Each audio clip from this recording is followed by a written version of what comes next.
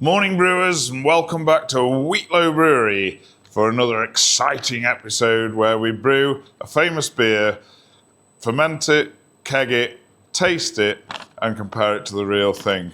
And on this occasion, we're going to do a Japanese rice lager, a famous big business beer called Asahi.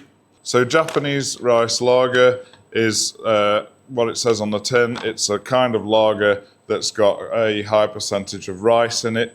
Rice, of course, being a readily available ingredient in the Far East.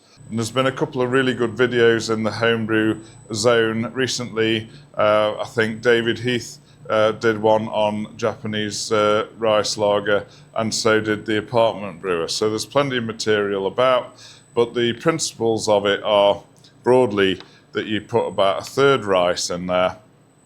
We're using flaked rice, which is dried, and it looks a little bit like coconut, desiccated coconut. It's just sort of white flakes, but you can actually use cooked rice if you want to, but we're using the sort of readily available flaked dried version for home brewing. We're also putting a little bit of Carapil's dextrin malt in there, 5.8%.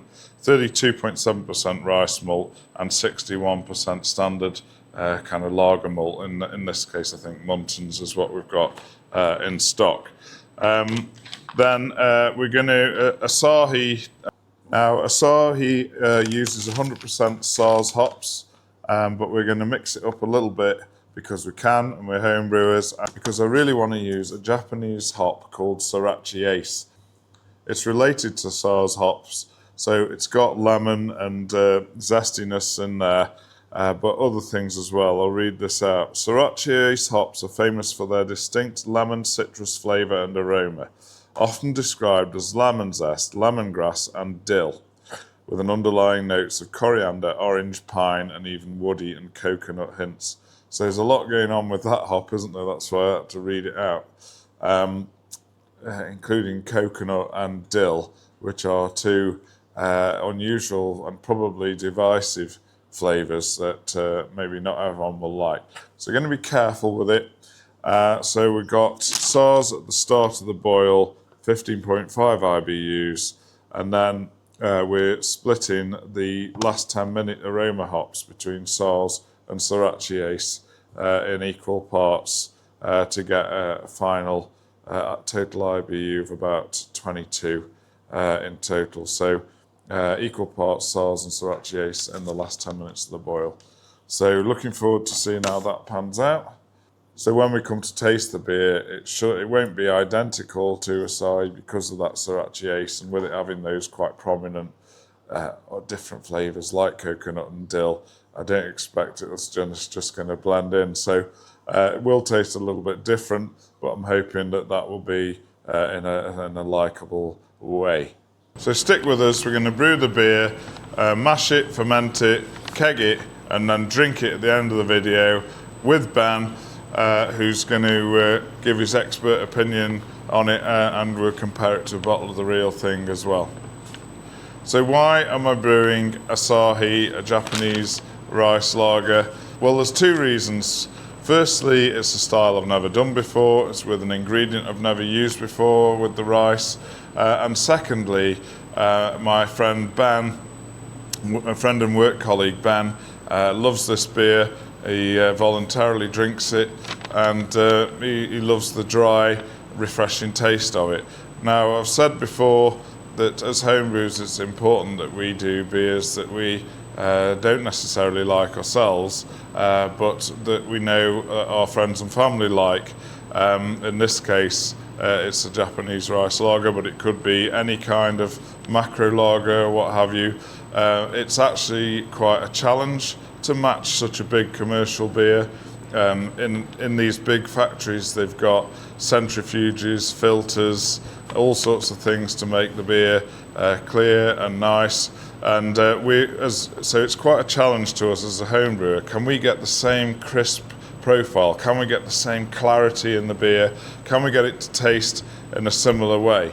And then when we offer it to our friends and family that like these particular beers, they're gateway beers, i.e. we're producing something that they like or that they're confident they'll like, and therefore they'll drink it. And this provides a gateway into the wonderful world of other craft beers that they may well progress onto and try different things in the future. So I think it's very valid that as homebrewers we brew macro beers occasionally and try and do our best. And in fact, we've got another couple, or at least one, coming up in the near future on the channel, so stay tuned for that. Now, you're going to join us mid-brew day. Why?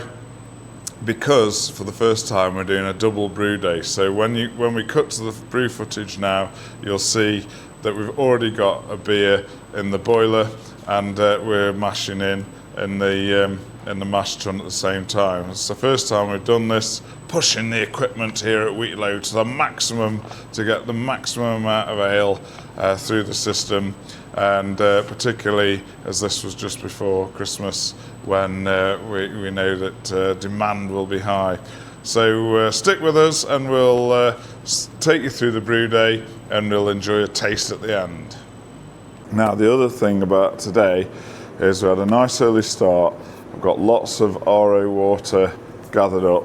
I'm thinking of pushing this system for the first time, trying to do a double brew day, i.e. brew 2 beers in one day. So that means I need to crack on and get this mash tun cleaned out so that it can mash in again.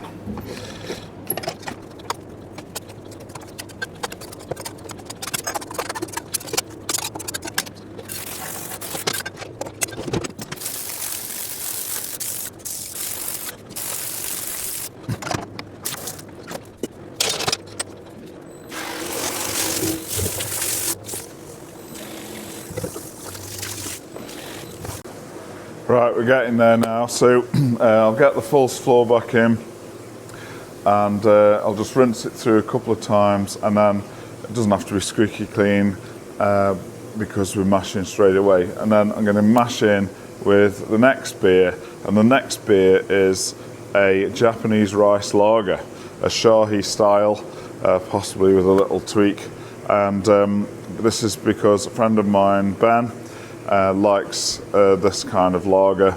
He keeps going to a local pub that particularly has it, and he makes a pilgrimage there. And but he's also got a bar at home, so I thought it'd be nice to give him a little bit of this to drink at home occasionally when he watches this football team. I can't remember what it is. Some red team from Merseyside. That he occasionally, obsessively watches in his bar.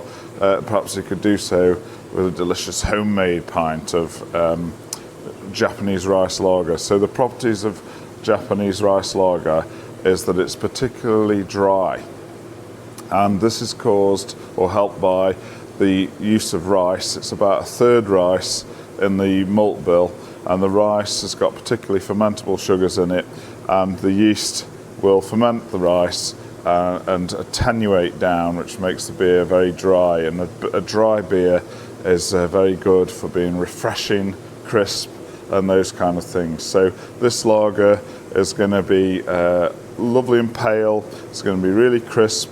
It's going to have a medium sort of hopping level, and it's just going to be easy drinking. Should have a nice bit of a head on it as well, and crisp, about 5%. So looking forward to doing that, but better crack on and get this fully cleaned out and mashed in.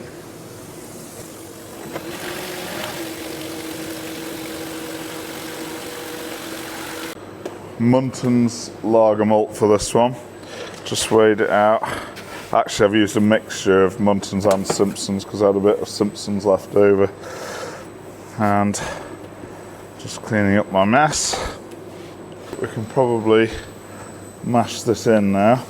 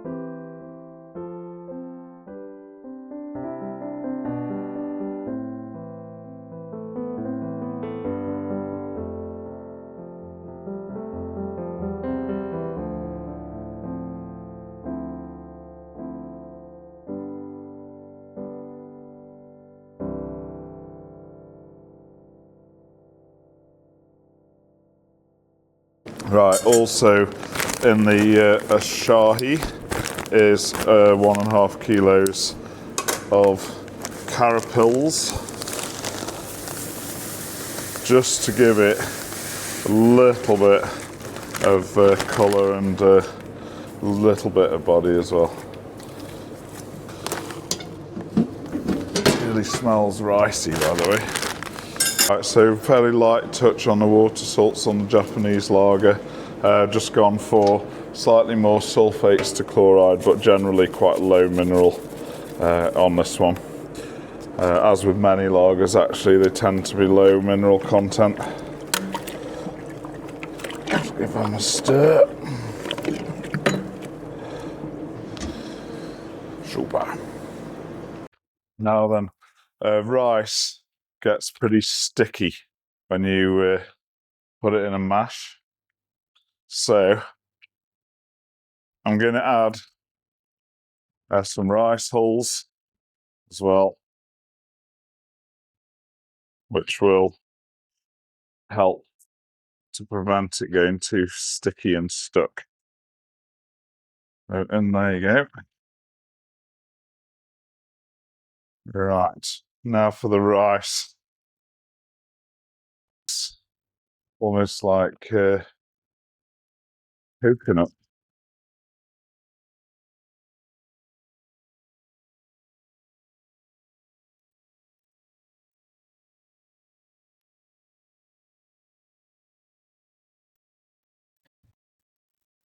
Right, so the pH of the Asahi is 5.8. So I'm getting quite a lot, 58 ml of lactic acid straight in there.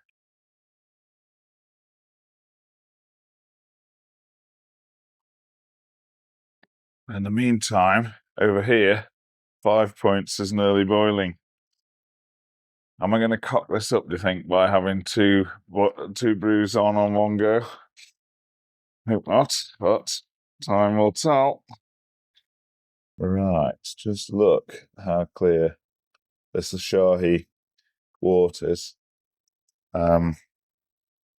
So I'm going to start transferring it to the kettle, which we've cleaned up.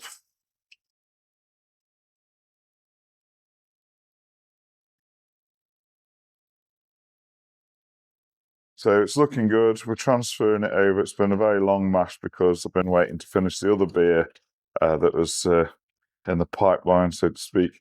Took a while to finish the boil, clean that up, and flush through the heat exchanger and so on. But so it's probably been mashing for about 3 hours.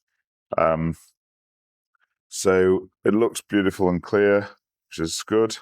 And so now I'm going to transfer it, sparge it as well, get it up to the boil, and then we're going to add the hops. Now, for the hops, I'm going to do a slight tweak to Asahi. Apparently, is all SARS hops, but what I've decided to do is put half in the aroma hop at the end. I'm going to put half SARS and half Sorachi Ace, which is a Japanese hop, which has it is a relative of SARS, but it has a few other qualities. I think one of the descriptors was sage, so I didn't want to put too much in, but I thought it would be a nice little addition to swap out some of the SARS for that. So I'll come back to that later, but in the meantime, I better get sparging.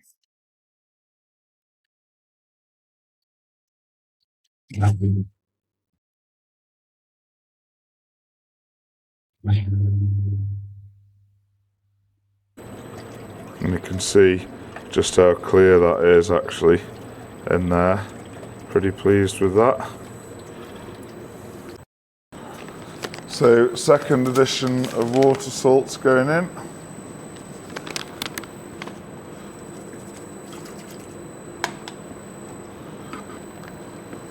And I'm going to put these hops straight in. First wort hops, 2 packs of SARS, 200 grams. Better just check the alpha acids.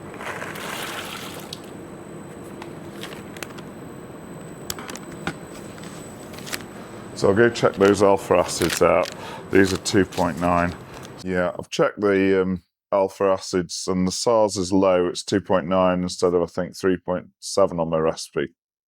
But Sorachi Ace is also much higher than SARS, and it works out actually that if I use the amount of SARS as planned and substitute half the SARS with Sorachi Ace, then the extra alphas within the Sorachi Ace will make up the IBUs to about the same level, which I think is 21.7 IBUs.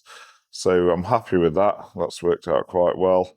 And it'll be interesting to see about. I've looked up the Sorachi Ace, and it says interesting flavours: lemon, coconut, and it wasn't sage, it was dill. So dill is the herbal flavour that you get, and it sounds a little bit odd, but we'll see how that turns out. I was tempted to stick with the plain Jane and SARS just to go for the pure crisp style, but I don't think 100 grams at my scale of last 10-minute hops is going to dramatically change the beer, but I do expect it will add a little bit of character, and I think it'll be very interesting to see how that turns out. So, yeah, looking forward to getting this show on the road. Right, so last 10 minutes of the boil, and I've got 100 grams of Sorachi Ace, 3 Protoflock, and 100 grams of SARS as well. So I'll whip them in. Right, just finished transferring the Asahi to the Manta, and it's frothing already. If I can get to it. So I think we're quite full here, and this is some of the froth from the acid sanitizer. But it's ready to put the yeast in now, so I'll do that and we'll set it off. And this is the yeast today, Einstein, which I think is pretty much similar to 3470 actually. And I'm going for quite a decent pitch, 150 grams. Get this off to a good start. So I took that up now. I'm going to ferment it under pressure at the upper end of the range, which is a bit lower on this one at 16. So I'll do that now.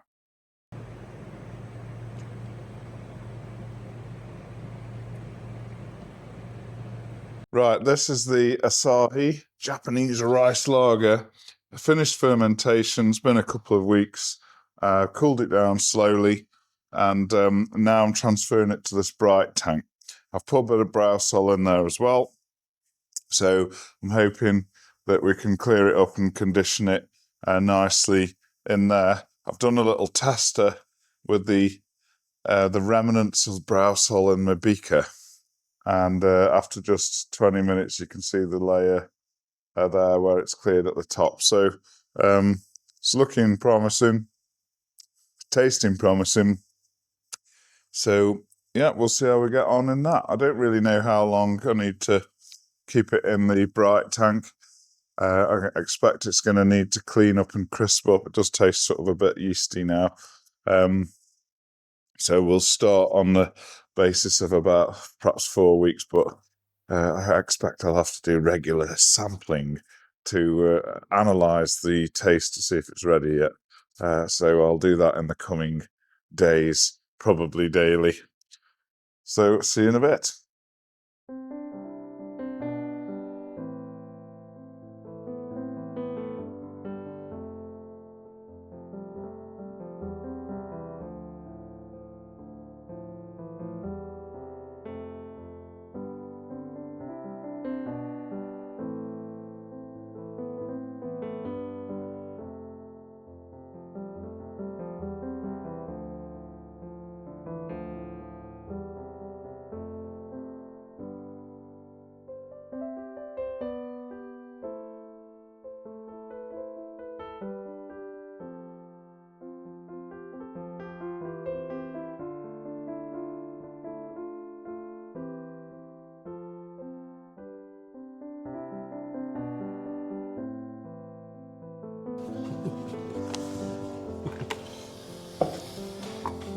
Right, so this is what you come for, because a few months ago you asked me if I would brew this for you. Yeah. And this is my attempt at Asahi Japanese rice lager. And I've been patiently trying to wait for it to be ready. It's been conditioning for about five or 6 weeks, I think now. Been chomping at the bit for this one, haven't we? It looks the part, doesn't it? Yeah, just the job. The carbonation rising up and it looks great.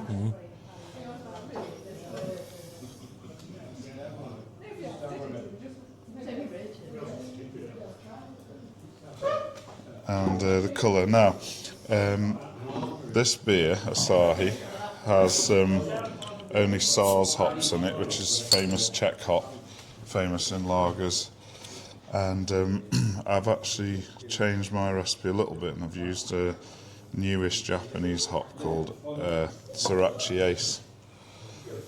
And it's a bit of an unusual, quirky hop because it's got tastes of dill and coconut and stuff like that in it. Yeah. So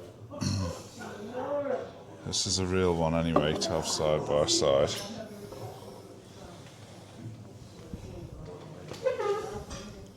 Colour wise, looks like the real one's perhaps a touch darker. A little darker, yeah. Only a touch though.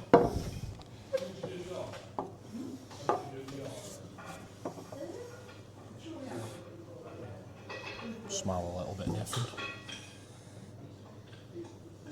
There's certainly more smell with this one. Which one are we going for first then? Go for this one then, eh? Yeah. Cheers. Cheers. Good all.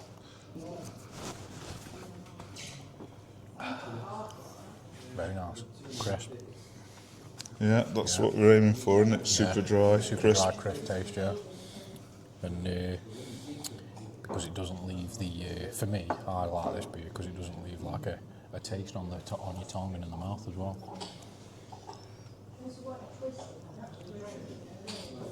There's a bit of a honey taste to it at the background, isn't there, from the malt? Yeah. Particularly on the real thing.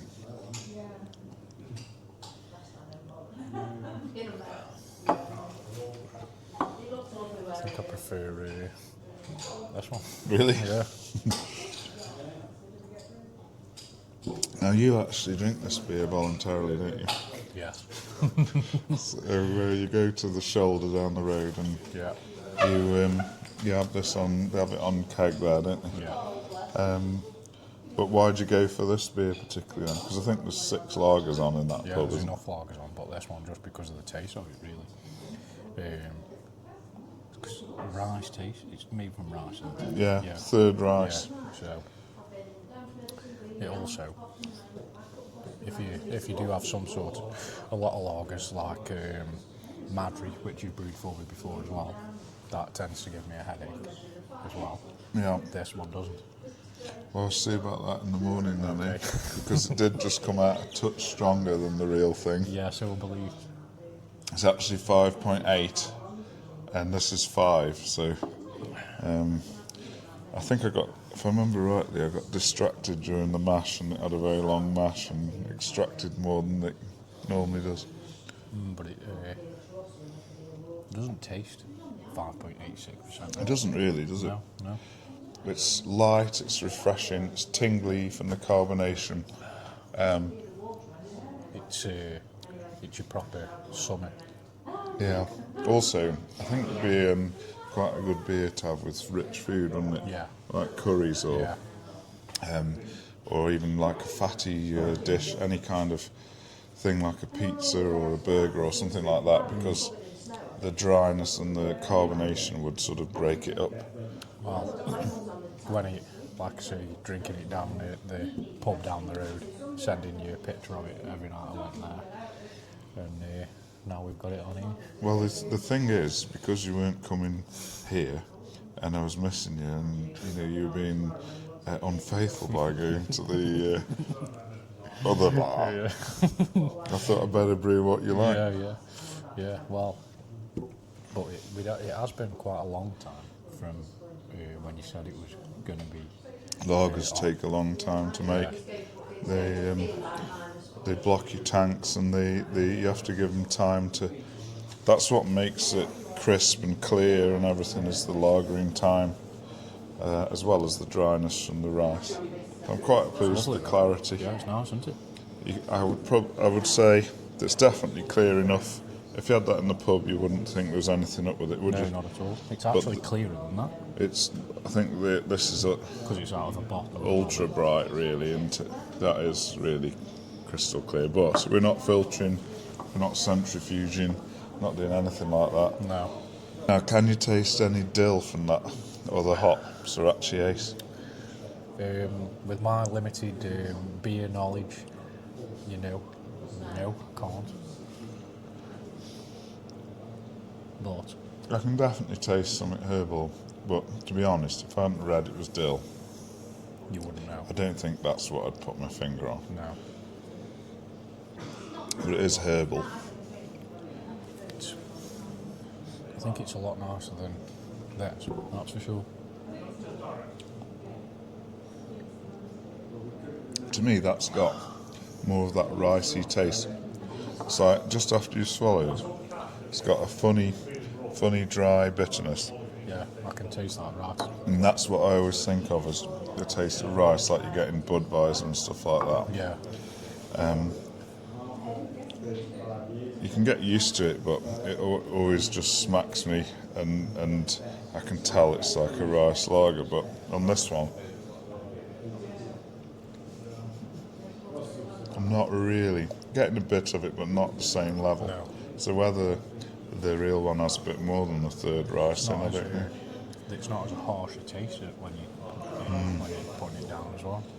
But it's still live, and it's draft as well, and it's in the correct glass. Yeah, makes a big difference. Order them in especially for this job. Yeah, Yeah. ordered 2 off eBay. Yeah. Nice glass. They are quite nice, aren't Yeah. they must have a nucleation point in the bottom that's causing all these bubbles to go up. And see the head sticking a little bit. And the head retention is definitely better, isn't it? Yeah, you can tell. So I'm pleased about that, because maybe that is the nucleation point helping with that, certainly. But to lagers, a lot of lagers don't actually naturally keep the head very well. And that's why you get a lot of lager glasses like this with the nucleation points in them. Yeah. So that in the pub, if somebody's got a pint like that with a nice head, it looks appetising to other drinkers, and they'll order it. It's very much appreciated to have a lager, because you're not a massive lager.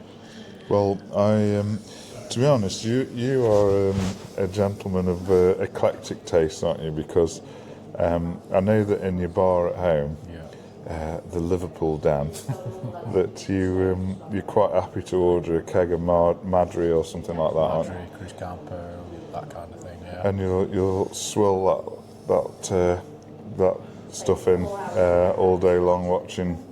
What team is it? Liverpool. Oh, that's right. And I should have put my Stoke shirt on, shouldn't I, for this, just to help. We're not shouting too much about Liverpool at the minute, though, are we? Well, and you'll drink that there, but if you come here, or if we go to the pub together, you'll often just have real ale, won't you? Yeah. And enjoy them as well. Yeah, because, when we first met, I wasn't allowed to drink lager but no, I can drink.